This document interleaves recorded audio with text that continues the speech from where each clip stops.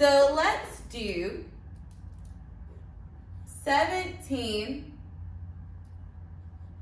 3/10 plus 21 42/100.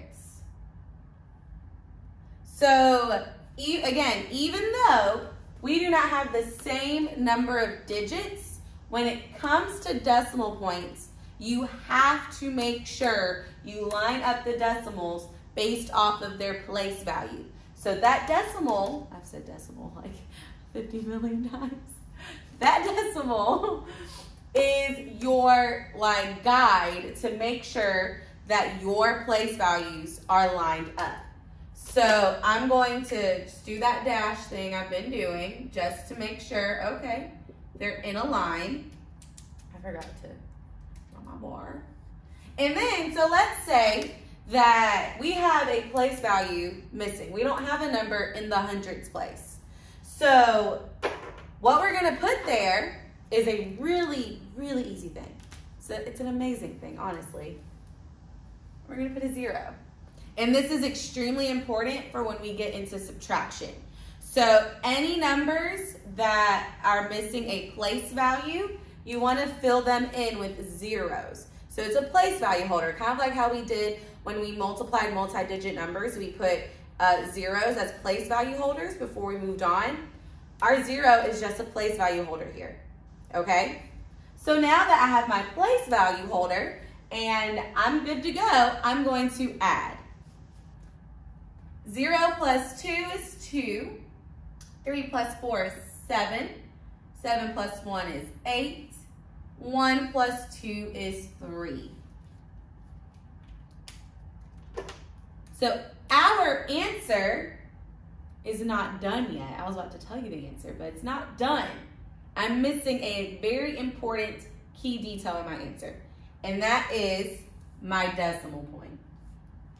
Now that my decimal point is in my answer, I'm done. And my answer is 38 72/100.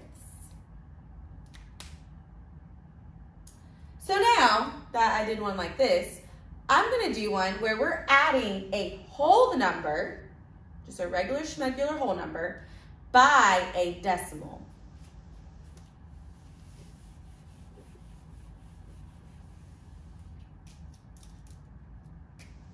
So let's say we have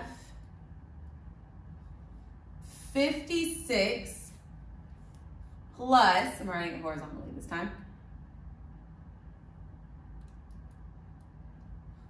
9 and 246 thousandths.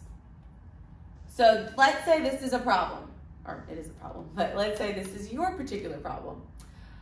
We have a whole number and a decimal. Whenever it comes to whole numbers, every single whole number has a decimal point. It's just at the end of it. So if you think about money, right? If you have $56, let's think of this as $56. How would you show that, oh, it's $56? You would put a decimal and 2 zeros behind it. So it's just like if you're dealing with money, if you have a whole number, there's always a decimal point behind it. Every single time.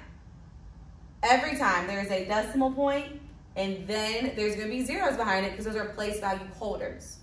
So now I'm gonna write down my plus 9, wanna make sure my decimals are lined up, 246 thousandths.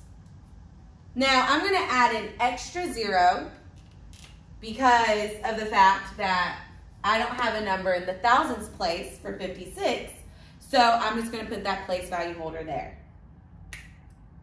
So now I'm going to add, drop my marker, pick that up later. 0 plus 6 is 0. 0 plus 4 is 4. 0 plus 2 is 2.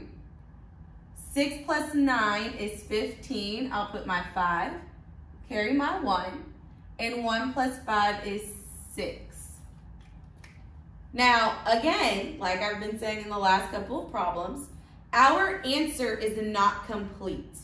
Since I am still solving with decimals, I need to make sure there's a decimal point in my answer.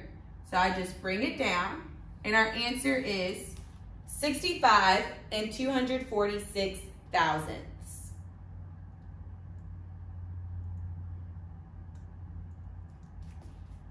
So now, because I feel like adding decimals is extremely easy because it's just basic addition.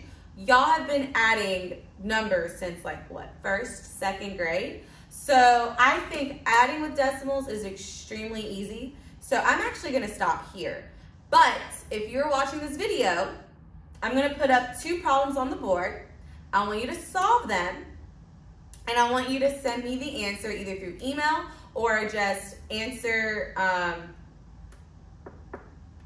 put a